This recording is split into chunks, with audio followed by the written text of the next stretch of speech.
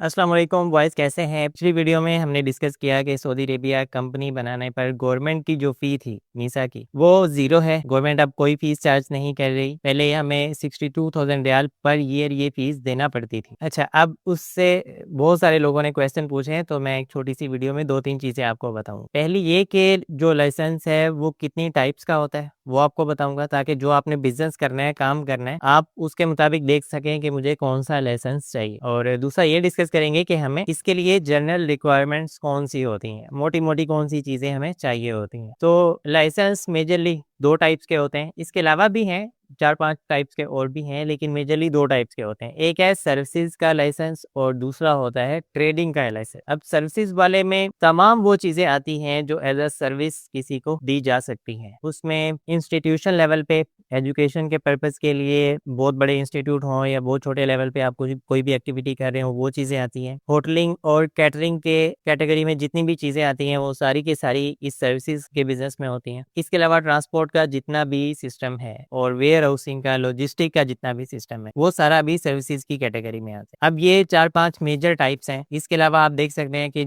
जो भी बिज़नेस, जो भी काम इन चीज़ों से करीब है, लिंक करता है किसी तरह, वो भी सर्विस की कैटेगरी में आएगा और आप उन तमाम कैटेगरीज़ में आराम से बिज़नेस कर सकते हैं। किसी एक में भी कर सकते हैं, मल्टीपल में भी कर सकते हैं। तो किसी भी चीज़ की जो कंसल्टेंसी होती है, वो भी सर्विसेज़ में आती है। तो तमाम कंसल्टेंसी के जो इदारे हैं, ऑफिसेज़ हैं, जो काम है, वो भी इसी सर्विसेज़ वाली इंडस्ट्री के अंडर आएगा। अब दूसरी जो टाइप है, वो है ट्रेडिंग। अब ट्रेडिंग और जो सर्विसेज वाली है, इसमें एक मेजर सा डिफरेंस ये है कि ट्रेडिंग जैसे लफ्ज़ से समझ आ रहा है कि खरीदो फरोख्त, कोई चीज़ आप खरीद रहे हैं और ऑलमोस्ट एज इट इज़ ही दूसरी जगह पे बेच रहे हैं, उसको कहते हैं ट्रेडिंग। इसमें इंपोर्ट एक्सपोर्ट का जितना भी बिजनेस होता है, वो सारे का सारा इसमें आता है। इसमें आप होलसेलर हैं, डीलर हैं, एजेंट हैं, आप दुकान बना रहे हैं, आप बहुत बड़ा स्टोर बना रहे हैं, डिपार्टमेंटल स्टोर्स की आपने चेन बनानी है, मुख्तलिफ सिटीज़ में कोई भी ऐसा काम करना है जो कि एक जगह से कोई चीज़ ले रहे हैं और ऑलमोस्ट एज इट इज वैसे ही किसी दूसरी जगह बेच रहे हैं, तो इस बिजनेस को ट्रेडिंग का बिजनेस कहते हैं। अब इसमें जितनी भी चीजें आएंगी, वो चाहे आप विद इन कंट्री किसी से ले रहे हैं, दे रहे हैं, या फिर कंट्री के बाहर से ला रहे हैं या कंट्री से बाहर भेज रहे हैं, ये सारी चीजें ट्रेडिंग के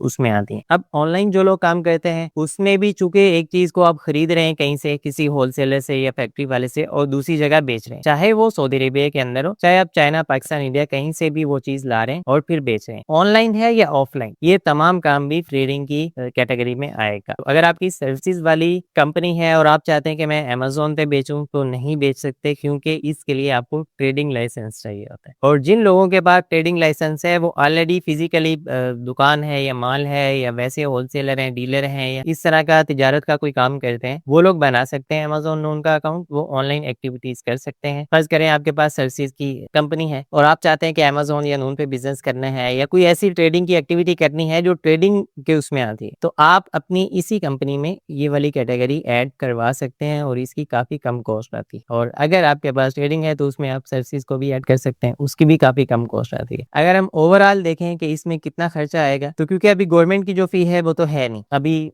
रजिस्टर करेंगे तो भी नहीं होगी, नेक्स्ट ईयर भी नहीं होगी, तो उसमें ये है कि आपका ओवरऑल जो बाकी चीज़ें हैं, आपने डॉक्यूमेंटेशन वगैरह पूरी करनी होती है या कुछ छोटी मोटी फ़ी पे करनी होती है, कहीं 2000-1500 रियाल, तो वो तकरीबन कोई 15,000 रियाल के करीब बनेगा। थोड़ा सा ऊपर नीचे हो सकता है, डिपेंड करता है आपकी सिचुएशन पे या चीज़ों पे। अब इसी तरह से अगर आपने कंपनी बनानी है, तो जिस कंट्री से आप बिलोंग करते हैं, पाकिस्तान से, इंडिया से या दुनिया में कहीं से भी, तो वहाँ आपके पास कंपनी होनी चाहिए और वो 1 साल पुरानी हो और उस कंपनी का ऑडिट वगैरह हुआ हो। अब सर्विसेज की कंपनी अगर बनाते हैं, तो 1 साल पुरानी कंपनी चल जाएगी आराम से, कोई मसला नहीं। अगर आपको ट्रेडिंग की कंपनी बनानी है सऊदी अरेबिया में, तो आपको 3 मुल्कों में कंपनी चाहिए और एक जो पेरेंट कंट्री होगा, वहाँ पे 1 साल पुरानी हो, ऑडिट वगैरह हुआ हो, बाकी जो 2 कंट्री हैं वो न्यू कंपनी भी हो, तो इतना मसला नहीं हो। तो ये भी आपको अरेंज करना है।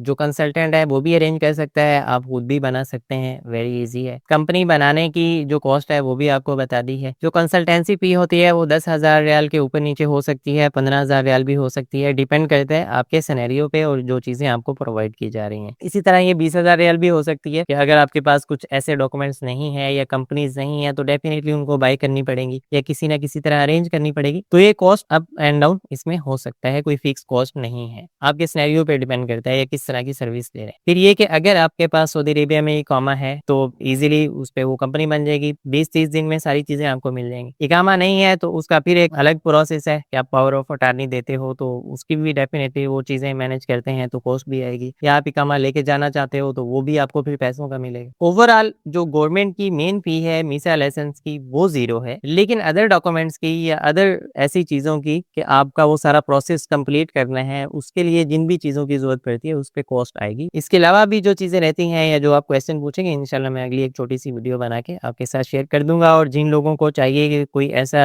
ट्रस्टी सोर्स हो सऊदी अरेबिया में फिजिकली तो वो लोग कॉन्टैक्ट कर सकते हैं, मैं आपके साथ डिटेल्स शेयर कर दूंगा, आप इंशाल्लाह सारा प्रोसेस बड़ा इजीली और सहूलत से हो जाएगा। Thank you, Allah Hafiz.